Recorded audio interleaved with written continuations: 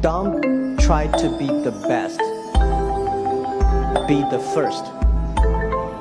Be the first to change.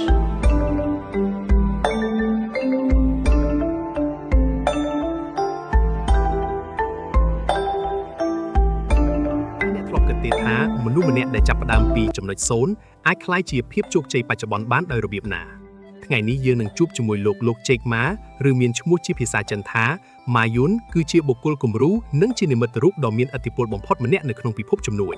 ព្រមទាំងជាស្ថាបនិកនៃក្រុមហ៊ុន Alibaba Group ដែលជាអាណាចក្រពាណិជ្ជកម្មតាមប្រព័ន្ធអេឡិចត្រូនិក e-commerce ដ៏ធំបំផុតមួយនៅលើពិភពលោកដំណើរជីវិតរបស់លោកគឺជាសក្ខីកម្មដ៏អស្ចារ្យមួយដែលស្ដែងឲ្យឃើញពីការតស៊ូមិនលះបង់និងជាការបំផុសគំនិតដល់សហគ្រិនជំនាន់ក្រោយរាប់លានអ្នកនៅជុំវិញសកលលោកកើតនៅក្នុងគ្រួសារក្រីក្រមួយក្នុងទីក្រុងហេងជូប្រទេសចិនលោកជេកម៉ាមិនមែនជាមនុស្សដែលមានសំណាងឬមានខ្នងបង្អែកតាំងពីដើមនោះទេលោកបានឆ្លងកាត់ការបរាជ័យរាប់មិនអស់ទាំងនៅក្នុងឆាកជីវិតសិក្សានិងការស្វែងរកការងារធ្វើលោកធ្លាប់ត្រូវបានបដិសេធមិនឲ្យចូលរៀនព្រមទាំងត្រូវបានក្រុមហ៊ុននិងស្ថាប័នរាប់សិបកន្លែងរួមទាំងហាង KFC ផងដែរបដិសេធមិនទទួលយកចូលធ្វើការយ៉ាងណាមិញការបរាជ័យទាំងនោះមិនអាចបំបាក់ស្មារតីរបស់លោកបានឡើយចំណុចរបត់ដ៏ធំក្នុងជីវិតរបស់លោកបានកើតឡើងនៅពាក់កណ្ដាលទសវត្សរ៍ឆ្នាំ1990នៅពេលដែលលោកបានស្គាល់និងប៉ះពាល់អ៊ីនធឺណិតជាលើកដំបូងអំឡុងពេលធ្វើដំណើរទៅកាន់សហរដ្ឋអាមេរិកដោយមើលឃើញពីឱកាសដ៏មហាសាលនិងចក្ខុវិស័យវែងឆ្ងាយក្នុងការតភ្ជាប់អាជីវកម្មខ្នាតតូចរបស់ចិនទៅកាន់ពិភពលោកបានប្រមូលផ្ដុំមិត្តភ័ក្តិចំនួន17នាក់ផ្សេងទៀតនៅក្នុងបន្ទប់ល្វែងដ៏តូចមួយរបស់លោកដើម្បីរួមគ្នាបង្កើតក្រុមហ៊ុន Alibaba ឡើងនៅក្នុងឆ្នាំ1999តាមរយៈទស្សនវិស័យប្លែកពីគេដែលផ្ដល់អាទិភាពខ្ពស់ទៅលើអតិថិជនទី1បុគ្គលិកទី2និងម្ចាស់ភាគហ៊ុនទី3លោកជេកម៉ាបានដឹកនាំ Alibaba ឲ្យរីកចម្រើនយ៉ាងគំហុករហូតអាចវាយលុកទីផ្សារពិភពលោកនិងបានធ្វើឲ្យលោកក្លាយជាមហាសេដ្ឋីលំដាប់កំពូលម្នាក់របស់អាស៊ីលើពីអ្នកជំនួញលោកត្រូវបានគេស្គាល់ថាជាវាគ្មិនដ៏មានវោហារសាស្ត្រជាអ្នកទ្រទ្រង់ប្រព័ន្ធអប់រំនិងជាបុគ្គលដែលមានទស្សនវិជ្ជាជីវិតស៊ីជម្រៅក្នុងការប្រែក្លាយការបដិសេធឲ្យទៅជាឱកាសមាសសម្រាប់ថ្ងៃអនាគតឲ្យលំដាប់ពិភពលោកជេកម៉ាមានដើមកំណើតចេញពីគ្រួសារសាមញ្ញមួយដែលមិនមានទ្រព្យសម្បត្តិស្តុកស្តម្ភឬមានខ្សែស្រឡាយក្នុងពិភពជំនួញនោះឡើយ1ថ្ងៃខែឆ្នាំកំណើតនិងស្រុកកំណើតលោកជេកម៉ាមានឈ្មោះពិតជាភាសាចិនថាម៉ាយុនឬក៏ម៉ាយុនលោកចាប់កំណើតនៅថ្ងៃទី10ខែកញ្ញាឆ្នាំ1964ខេត្តជើជាំងភាគខាងកើតនៃប្រទេសចិនលោកបានធំដឹងក្តីចំពេលដែលប្រទេសចិនកំពុងស្ថិតក្នុងរបបបដិវត្តន៍វប្បធម៌ដែលជាសម័យកាលមួយដ៏លំបាកផ្នែកសេដ្ឋកិច្ចនិងមានការកាត់ផ្តាច់ទំនាក់ទំនងស្ទើរតែទាំងស្រុងពីពិភពលោកខាងក្រៅ2ស្ថានភាពគ្រួសារកាលពីកុមារភាពឪពុកម្ដាយរបស់លោកគឺជាអ្នកសិល្បៈសម្ដែងប្រពៃណីចិនបុរាណម្យ៉ាងហៅថាពីងឋានដែលជាការនិទានរឿងនិទានបណ្ដាលដេញដំរីបណ្ដាលមុខរបរនេះមិនអាចរកចំណូលបានច្រើននោះទេដែលធ្វើឲ្យជីវភាពគ្រួសាររបស់លោកកាលពីកុមារភាពជួបការខ្វះខាតជាខ្លាំងបងប្អូនលោកមានបងប្អូនប្រុសស្រីចំនួន3នាក់ដោយលោកមានបងប្រុសម្នាក់និងប្អូនស្រីម្នាក់ដោយសារតែរូបរាងកាយតូចល្អិតនិងស្គមតាំងពីក្មេងលោកជេកម៉ាតែងតែត្រូវមិត្តភ័ក្តិបង្ករឿងនិងវាយតប់ជាមួយជាញឹកញាប់យ៉ាងណាមិញលោកត្រូវបានគេស្គាល់ថាជាក្មេងប្រុសម្នាក់ដែលមានចិត្តស៊ូមិនចេះខ្លាចញញើតនិងចូលចិត្តជួយការពារមិត្តភ័ក្តិដទៃទៀតទោះបីជាដឹងខ្លួនថាត្រូវរបួសក៏ដោយ3ជីវិតគ្រួសារផ្ទាល់ខ្លួនលោកជេកម៉ាជាបុគ្គលម្នាក់ដែលផ្ដល់តម្លៃខ្ពស់ដល់ឯកជនភាពរបស់គ្រួសារនិងកម្របង្ហាញមុខសមាជិកគ្រួសារនៅលើបណ្ដាញសារព័ត៌មានណាស់លោកបានជួបស្រឡាញ់ភរិយារបស់លោកគឺលោកស្រីចាងអ៊ីងចាប់តាំងពីពួកគេទាំងពីរនៅជាដកនិស្សិតសិក្សានៅសាកលវិទ្យាល័យគរុកោសល្យ Hangzhou Teachers Institute មកម្លេះពួកគេបានរៀបការជាមួយគ្នាក្រោយពេលបញ្ចប់ការសិក្សានៅចុងទសវត្សរ៍ឆ្នាំ1900លោកស្រីចាងអ៊ីងគឺជាបងឯកដ៏រឹងមាំនិងជាមនុស្សម្នាក់ក្នុងចំណោមសហស្ថាបនិកដំបូងដែលបានជួយជំរុញនិងរួមសុខរួមទុក្ខជាមួយលោកក្នុងការបង្កើតក្រុមហ៊ុន Alibaba កូនពួកគេមានកូនប្រុសស្រីចំនួន3នាក់កូនប្រុសម្នាក់ឈ្មោះម៉ាយួងគុននិងកូនស្រី2នាក់ទៀតកូនប្រុសរបស់លោកបានបញ្ចប់ការសិក្សានៅសាកលវិទ្យាល័យ Berkeley ក្នុងរដ្ឋ California សហរដ្ឋអាមេរិកលោក Jack May និងភរិយាតែងតែអប់រំកូនឲ្យរស់នៅបែបសាមញ្ញនិងឆ្ងាយពីភាពអ៊ូអរនៃពិភពជំនួញដើម្បីទុកឱកាសឲ្យពួកគេកសាងអនាគតនិងរស់នៅក្នុងឆាកជីវិតផ្ទាល់ខ្លួនដោយសេរីភាព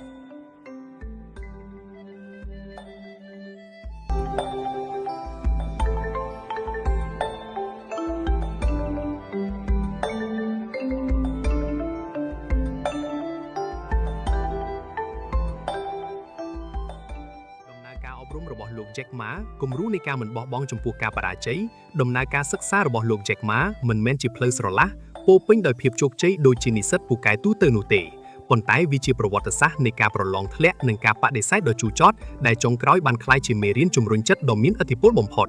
1ការបរាជ័យក្នុងការប្រឡង តាំងពីបឋមរហូតដល់សាកលវិទ្យាល័យលោក Jack Ma ធ្លាប់បានទម្លាយប្រាប់ពិភពលោកដោយគ្មានការលាក់លៀមអំពីប្រវត្តិសិក្សារបស់លោកថាលោកបានប្រឡងធ្លាក់ក្នុងកម្រិតបឋមសិក្សាចំនួន2ដងលោកបានប្រឡងធ្លាក់ក្នុងកម្រិតអនុវិទ្យាល័យចំនួន3ដងបន្ទាប់ពីបញ្ចប់វិទ្យាល័យលោកបានចូលរួមការប្រឡងថ្នាក់ជាតិដើម្បីចូលសាកលវិទ្យាល័យ Gaokao ហើយបានប្រឡងធ្លាក់រហូតដល់2ដងដំបូងនៅក្នុងការប្រឡងលើកទី1លោកទទួលបានពិន្ទុផ្នែកគណិតវិទ្យាតែ1ពិន្ទុប៉ុណ្ណោះពីពិន្ទុពេញ120យ៉ាងណាមិញដោយសារការខិតខំប្រឹងប្រែងមិនបោះបង់លោកបានប្រឡងជាប់នៅលើកទី3ក្នុងឆ្នាំ1984 2ជីវិតនៅក្នុងសាកលវិទ្យាល័យលោកបានចូលរៀននៅសាកលវិទ្យាល័យគរុកោសល្យ Hangzhou Teachers Institute ដែលកាលនោះត្រូវបានគេចាត់ទុកជាសាកលវិទ្យាល័យកម្រិតខ្សោយមួយនៅក្នុងតំបន់នៅក្នុងសាកលវិទ្យាល័យលោកបានជ្រើសរើសរៀនឯកទេសបរិញ្ញាបត្រផ្នែកភាសាខុសប្លែកពីលទ្ធផលគណិតវិទ្យាលោកជាស្រឡាញ់និងមានដងគំនិតខ្ពស់ខាងភាសាបរទេសលោកបានបញ្ចប់ការសិក្សាជាស្ថាពរនៅក្នុងឆ្នាំ1988និងត្រូវបានជ្រើសរើសឲ្យធ្វើជាសាស្ត្រាចារ្យបង្រៀនភាសាអង់គ្លេសនិងពាណិជ្ជកម្មអន្តរជាតិនៅវិទ្យាស្ថានអេឡិចត្រូនិក Hangzhou Daensei University ដោយទទួលបានប្រាក់ខែត្រឹមតែប្រហែល12ទៅ15ដុល្លារប៉ុណ្ណោះក្នុងមួយខែ3ការរៀនសូត្រក្រៅសាលាមគ្គុទ្ទេសក៍ទេសចរណ៍ដ៏ពិតប្រាកដការអប់រំដ៏មានឥទ្ធិពលបំផុតរបស់ Jack Ma មិនមែនកើតឡើងនៅក្នុងថ្នាក់រៀននោះទេប៉ុន្តែគឺនៅសន្តាគារ Hangzhou International Hotel ចាប់តាំងពីអាយុ12ឆ្នាំលោកបានបដិញ្ញាចិត្តថាត្រូវតែរៀនភាសាអង់គ្លេសឲ្យចេះរៀងរាល់ព្រឹកមិនថាអាកាសធាតុត្រជាក់ក្តៅឬភ្លៀងធ្លាក់ឡើយលោកបានជិះកង់រយៈពេល40នាទីទៅកាន់សន្តាគារខាងលើដើម្បីជួបភ្ញៀវទេសចរដែនដីខាងក្រៅលោកបានសុំធ្វើជាមគ្គុទ្ទេសក៍ទេសចរជូនពួកគេដោយមិនយកប្រាក់កម្រៃឡើយគោលបំណងតែមួយគត់គឺដើម្បីសន្ទនានិងរៀនភាសាអង់គ្លេសផ្ទាល់មាត់ចំណុចពិសេសឈ្មោះថា Jack នេះគឺត្រូវបានដាក់ឲ្យដោយភ្ញៀវទេសចរជនជាតិអាមេរិកម្នាក់ដែលបានក្លាយជាមិត្តភក្តិរបស់លោក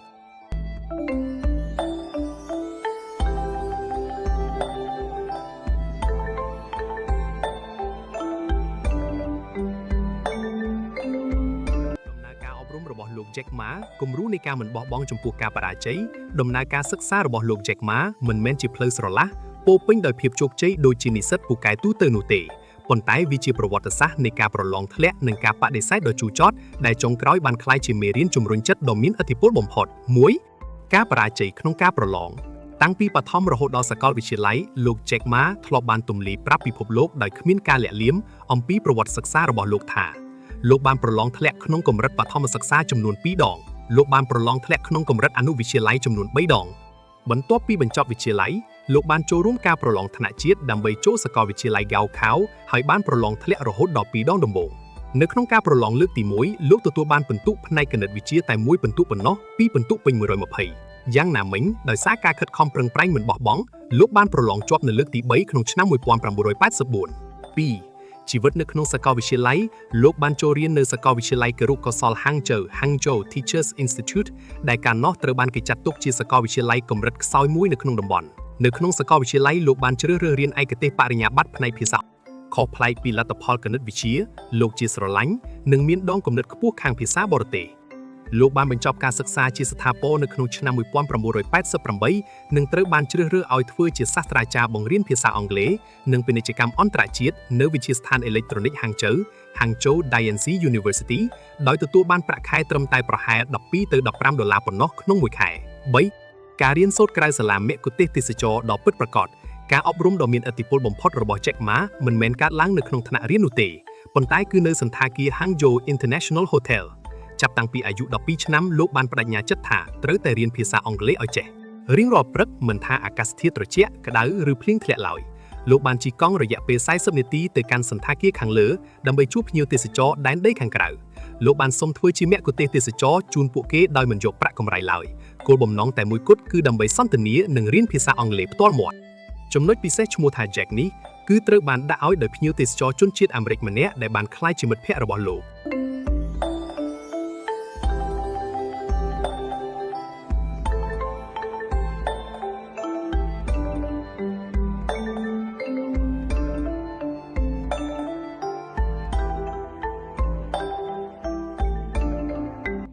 អាជីពរបស់លោកពីគ្រូបង្រៀនប្រាក់ខែទាបទៅជាសហគ្រិនអ៊ីនធឺណិតមុននឹងឈានជើងមកបង្កើតអាណាចក្រពាណិជ្ជកម្មលំដាប់ពិភពលោកលោក Jack Ma បានឆ្លងកាត់ការចាប់ផ្ដើមអាជីពដ៏លំបាកជូរចត់និងការបដិសេធស្ទើរតែគ្រប់ជំហានដំណើរការងារដំបូងរបស់លោកអាចបែងចែកជាដំណាក់កាលសំខាន់ៗដូចខាងក្រោម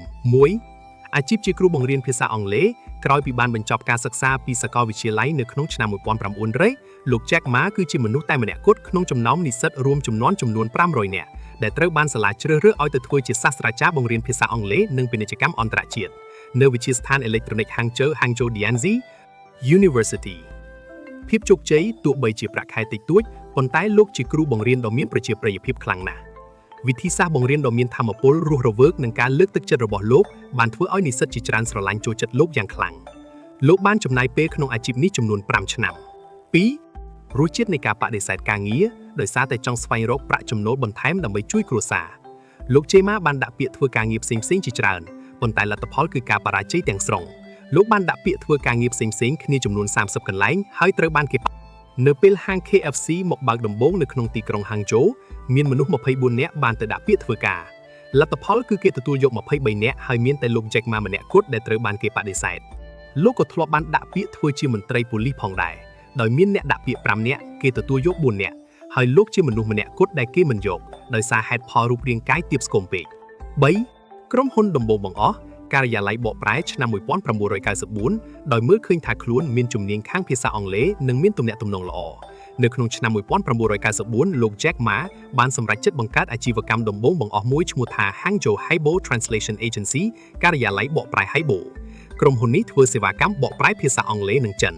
ទោះជាយ៉ាងណាអាជីវកម្មដំបូងនេះរកចំណូលមិនទាន់ខាតថ្លៃឈ្នួលផ្ទះឡើយដែលតម្រូវឲ្យលោកត្រូវដើរលក់ទំនិញផ្សេងៗដូចជាកាដូសម្លៀកបំពាក់និងផ្លាស្ទិកដើម្បីយកលុយមកទប់ទល់ការិយាល័យបកប្រែនេះ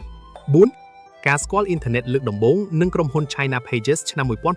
1995ចំណុចរបត់ដ៏ធំបំផុតក្នុងជីវិតរបស់លោកបានកើតឡើងនៅក្នុងឆ្នាំ1995នៅពេលដែលលោកបានធ្វើដំណើរទៅកាន់សហរដ្ឋអាមេរិកក្នុងនាមជាអ្នកបកប្រែឲ្យគម្រោងសាងសង់ផ្លូវល្បឿនលឿនមួយនៅទីនោះមិត្តភ័ក្តិរបស់លោកបានបង្ហាញលោកពីអ្វីដែលហៅថាអ៊ីនធឺណិតពាក្យដំបូងបង្អស់ដែលលោក Jack Ma បានវាយស្វែងរក search គឺពាក្យថា beer ស្រាបៀរលោកបានឃើញលទ្ធផលស្រាបៀរមកពីអាមេរិកអាល្លឺម៉ង់និងជប៉ុនប៉ុន្តែមិនមានព័ត៌មានស្រាបៀរមកពីប្រទេសចិនទាល់តែសោះបន្ទាប់មកលោកបានវាយពាក្យថា China ក៏មិនមានទិន្នន័យអ្វីព្រឹត្តិការណ៍នេះបានធ្វើឲ្យលោកភ្ញាក់រលឹកនិងមើលឃើញពីឱកាសមាសដ៏ធំធេងភ្លាមពេលត្រឡប់មកប្រទេសចិនវិញលោកបានបង្កើតក្រុមហ៊ុនអ៊ីនធឺណិតដំបូងគេបង្អស់របស់ចិនឈ្មោះថា China Pages នៅក្នុងឆ្នាំ1995ដើម្បីជួយបង្កើតគេហទំព័រ website សម្រាប់ក្រុមហ៊ុនចិនផ្សេងៗទោះបីជាគម្រោងអភិវឌ្ឍនេះត្រូវបរាជ័យទៅវិញនៅប៉ុន្មានឆ្នាំក្រោយមកដោយសារតែអ៊ីនធឺណិតនៅចិនពេលនោះយឺតពេកនិងខ្វះការគាំទ្រពីផ្ទៃក្នុងប៉ុន្តែវាបានក្លាយជាបទពិសោធន៍និងជាគ្រឹះដ៏សំខាន់បំផុតដែលនាំឲ្យលោកឈានទៅបង្កើតក្រុមហ៊ុន Alibaba នៅក្នុងឆ្នាំ1000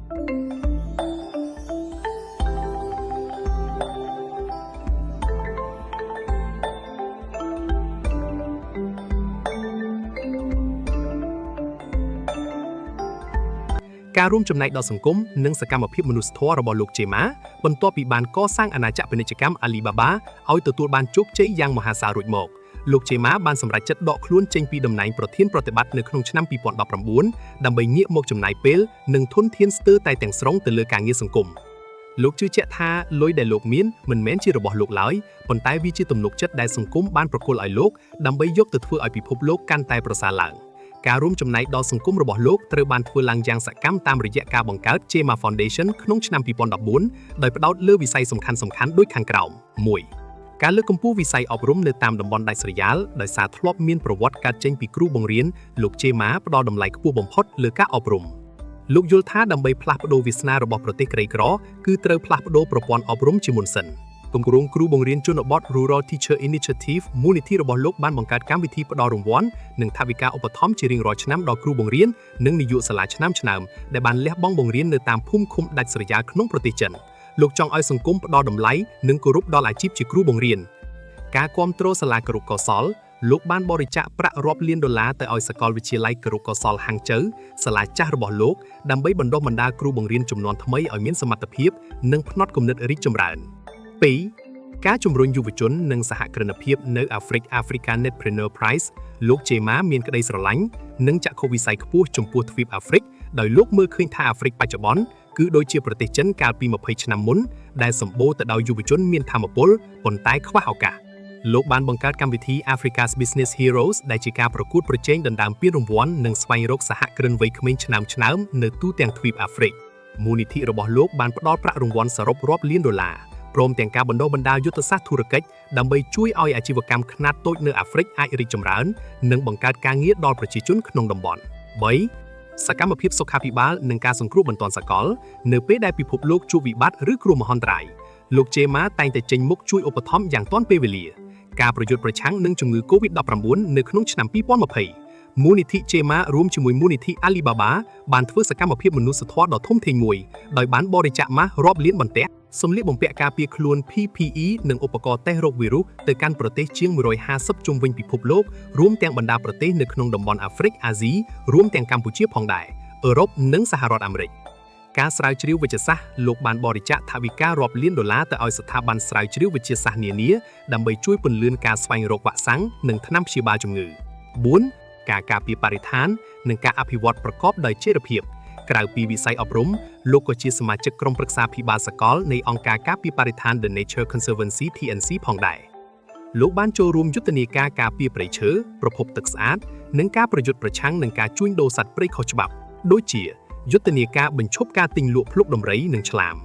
នៅក្នុងក្រុមហ៊ុន Alibaba លោកបានបង្កើតកម្មវិធី Ant Forest ដែលជាកម្មវិធីទូរស័ព្ទបៃតងជំរុញឲ្យអ្នកប្រើប្រាស់ធ្វើសកម្មភាពកាត់បន្ថយការភាយឧស្ម័នកាបូនក្នុងជីវភាពប្រចាំថ្ងៃដូចជាការដើរជំនួសការជិះឡានដើម្បីបដូរយកថាមពលបៃតងទៅដាំដើមឈើពិតប្រាកដនៅតាមតំបន់វាលខ្សាច់ក្នុងប្រទេសចិន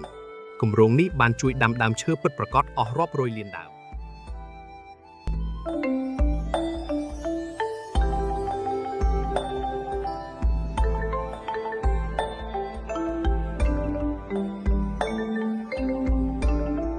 ការរួមចំណែករបស់លោក Jack Ma ទៅកាន់សង្គមឆ្លុះបញ្ចាំងពីទស្សនវិជ្ជាចម្បងរបស់លោកគឺការផ្ដល់ឱកាសលោកមិនមែនគ្រាន់តែយកលុយទៅចែកទាននោះទេប៉ុន្តែលោកបានប្រើប្រាស់ធនធានទាំងនោះទៅបង្កើតប្រព័ន្ធអប់រំបង្កើតសហគ្រិននិងការពារបរិស្ថានដើម្បីឲ្យមនុស្សជំនាន់ក្រោយមានសមត្ថភាពអាចរស់នៅនិងអភិវឌ្ឍខ្លួនដោយចីរភាព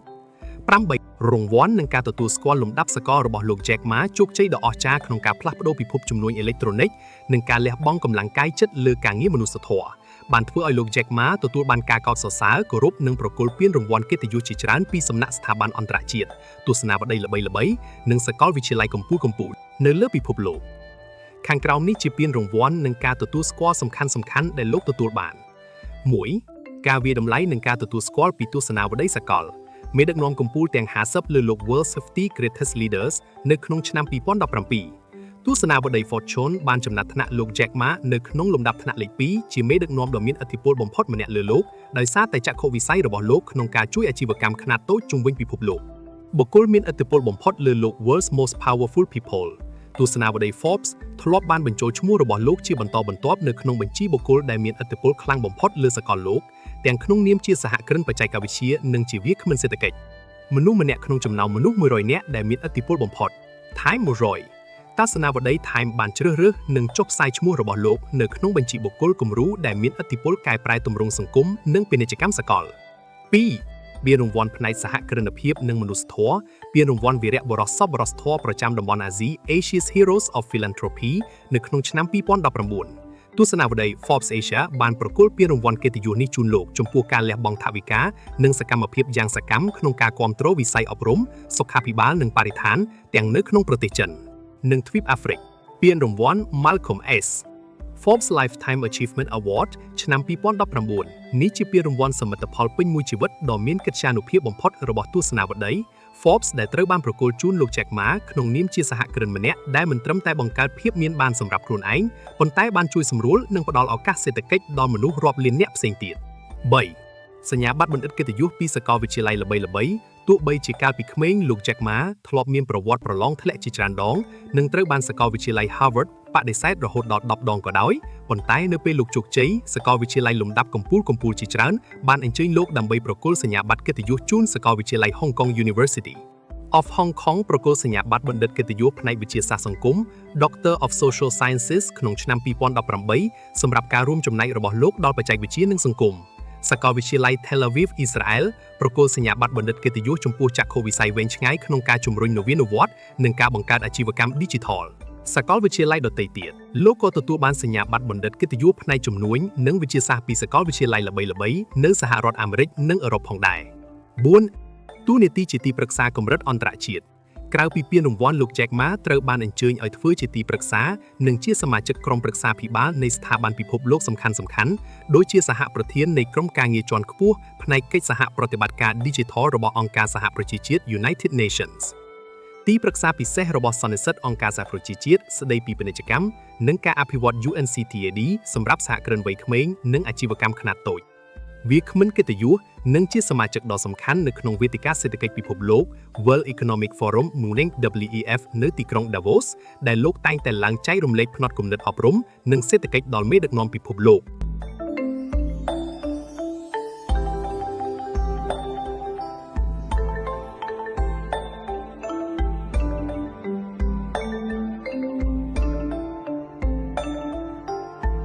រាល់ពានរង្វាន់និងការទទួលស្គាល់ដែលលោក Jack Ma ទទួលបានមិនមែនដោយសារតែលោកជាបុគ្គលដែលមានទ្រព្យសម្បត្តិស្តុកស្តម្ភនោះទេប៉ុន្តែគឺដោយសារតែផលប៉ះពាល់វិជ្ជមានដែលលោកបានបន្សល់ទុកសម្រាប់ពិភពលោកតាមរយៈការផ្លាស់ប្តូររបៀបធ្វើពាណិជ្ជកម្មនិងការបើកឱកាសឲ្យមនុស្សសាមញ្ញអាចសម្រេចក្តីស្រមៃបាន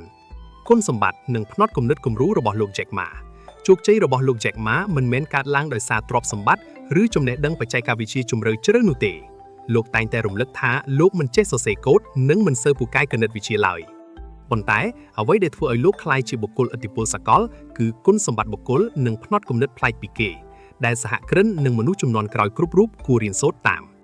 ខាងក្រោមនេះជាតម្លៃនិងគំរូល្អៗចម្បងរបស់លោក 1. ផ្នត់គំនិតចាត់ទុកការបដិសេធជាឱកាស embracing rejection ខណៈពេលដែលមនុស្សភាគច្រើនបាក់ទឹកចិត្តនៅពេលជួបការបរាជ័យលោក Jack Ma យល់ថាការត្រូវគេបដិសេធគឺជារឿងធម្មតានៃជីវិតចាប់តាំងពីការប្រឡងធ្លាក់រាប់ដង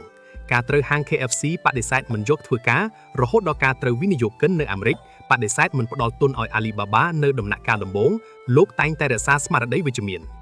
ថ្ងៃនេះពិបាកណាស់ថ្ងៃស្អែករឹតតែពិបាកប៉ុន្តែថ្ងៃខាងមុខនឹងស្រស់ស្អាតយ៉ាងណាមិញមនុស្សភាគច្រើនស្លាប់នៅល្ងាចថ្ងៃស្អែកបាត់ទៅហើយនេះជាទស្សនវិជ្ជាដាស់តឿនឲ្យមនុស្សមានការអត់ធ្មត់និងមិនត្រូវបោះបង់មុនពេលជោគជ័យមកដល់ 2. ទស្សនវិជ្ជាដឹកនាំអតិថិជនទី1បុគ្គលិកទី2ម្ចាស់ភាគហ៊ុនទី3នេះជាយុទ្ធសាស្ត្រគ្រប់គ្រងអាជីវកម្មដ៏ល្បីល្បាញរបស់លោកដែលខុសស្រឡះពីក្រុមហ៊ុនបស្ចិមប្រទេសខាងលិចដែលតែងតែផ្ដល់តម្លៃលើម្ចាស់ភាគហ៊ុន shareholders មុនគេលោក Jack Ma ជឿជាក់ថាអតិថិជនគឺជាអ្នកដែលយកលុយមកឲ្យក្រុមហ៊ុន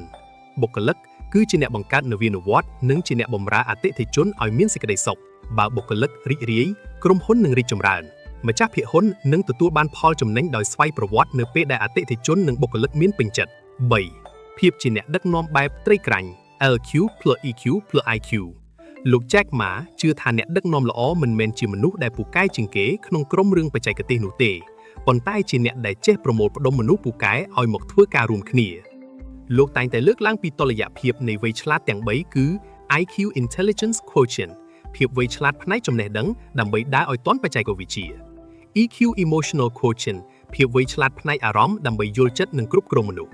LQ Love Quotient ភាពវៃឆ្លាតផ្នែកសេចក្តីស្រឡាញ់និងមនុស្សធម៌ដើម្បីបង្កើតអាជីវកម្មដែលដោះស្រាយបញ្ហាសង្គមនិងជួយអ្នកដទៃលោកនិយាយថាបើគ្មាន LQ ទេទោះជាមានលុយក៏មិនអាចទទួលបានការគោរពពិតប្រាកដដែរ 4. មិនខ្លាចការជួលមនុស្សដែលពូកែជាងខ្លួនអ្នកដឹកនាំខ្លះមានអារម្មណ៍មិនសុវត្ថិភាពនៅពេលឃើញបុគ្គលិកក្រោមឱវាទពូកែជាងខ្លួនប៉ុន្តែលោក Jack Ma វិញមានមោទនភាពខ្លាំងណាស់ក្នុងការស្វែងរកមនុស្សដែលពូកែជាងលោកមកធ្វើការឲ្យ Alibaba លោកប្រៀបធៀបខ្លួនឯងទៅនឹងព្រះសង្ឃសានចាំងតាំងសានហ្សាំង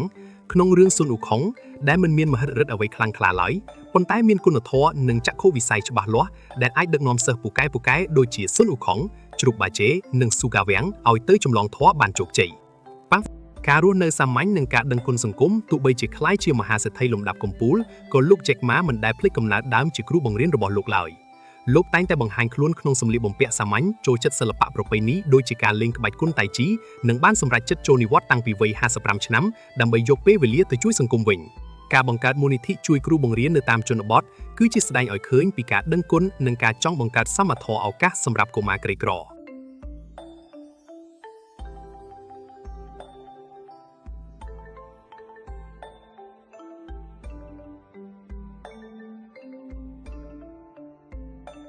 ជាសរុបមកលោក Jack Ma គឺជាមនុស្សម្នាក់ដែលបានបង្ហាញឲ្យពិភពលោកឃើញថាភាពជោគជ័យមិនមែនកើតចេញពីទេពកោសល្យតែមួយមុខទេប៉ុន្តែកើតចេញពីការខិតខំប្រឹងប្រែងការអត់ធ្មត់និងការមិនបោះបង់ក្តីសុបិនទោះបីជាគាត់ធ្លាប់បរាជ័យជាច្រើនដងដូចជាប្រឡងធ្លាក់ស្នើការងារត្រូវគេបដិសេធនិងមានបញ្ហាផ្នែកហិរញ្ញវត្ថុក៏គាត់នៅតែបន្តតស៊ូរហូតអាចបង្កើតក្រុមហ៊ុន Alibaba ឲ្យក្លាយជាក្រុមហ៊ុនធំបំផុតមួយក្នុងពិភពលោកJack Ma ក៏បានបង្រៀនយើងថាមនុស្សម្នាក់មិនចាំបាច់ចាប់ផ្ដើមពីភាពល្អឥតខ្ចោះទេតែសំខាន់គឺការមានចក្ខុវិស័យនិងហ៊ានធ្វើអ្វីថ្មីៗ គាត់ជឿថាបរាជ័យគឺជាមេរៀនហើយបើមនុស្សម្នាក់មិនបោះបង់នោះឱកាសជោគជ័យនឹងមកដល់ថ្ងៃណាមួយជាមិនលើពីនេះទៅទៀតគាត់ក៏ជាមនុស្សដែលលើកទឹកចិត្តយុវជនឲ្យមានទំនុកចិត្តលើខ្លួនឯងហ៊ានស្រមៃធំនិងប្រើបច្ចេកវិទ្យាដើម្បីបង្កើតអនាគតល្អប្រសើរកុំខ្លាចបរាជ័យព្រោះបរាជ័យជាជំហានទៅរកជោគជ័យការតស៊ូនិងការមិនបោះបង់គឺជាគន្លឹះសំខាន់ក្នុងជីវិតត្រូវមានក្តីស្រមៃនិងហ៊ានអនុវត្តវាចំណេះដឹងនិងការរៀនសូត្រជាបន្តបន្ទាប់មានតម្លៃខ្លាំងណាស់បច្ចេកវិទ្យាអាចផ្លាស់ប្ដូរជីវិតនិងសង្គមបានភាពជាអ្នកដឹកនាំល្អគឺការជឿជាក់និងលើកទឹកចិត្តអ្នកដទៃជាចុងក្រោយនេះខ្ញុំសូមថ្លែងអំណរគុណយ៉ាងជ្រាលជ្រៅចំពោះការយកចិត្តទុកដាក់ស្ដាប់អំពីភារៈភាពនិងការលះបង់ដ៏ធំធេងរបស់លោកជេម៉ាជីវិតនិងការងាររបស់លោកគឺជាគំរូនៃការខិតខំប្រឹងប្រែងភាពអត់ធ្មត់និងការមិនបោះបង់ចោលក្តីសុបិនសង្ឃឹមថាប្រវត្តិនិងបទពិសោធន៍របស់លោកនឹងក្លាយជាកម្លាំងចិត្តនិងមេរៀនល្អសម្រាប់យើងទាំងអស់គ្នាសូមអរគុណចំពោះការស្ដាប់និងការគាំទ្រសូមជូនពរឲ្យអ្នកទាំងអស់គ្នាជួបតែសេចក្តីសុខសំណាងល្អនិងជោគជ័យគ្រប់ភារកិច្ចអរគុណច្រើន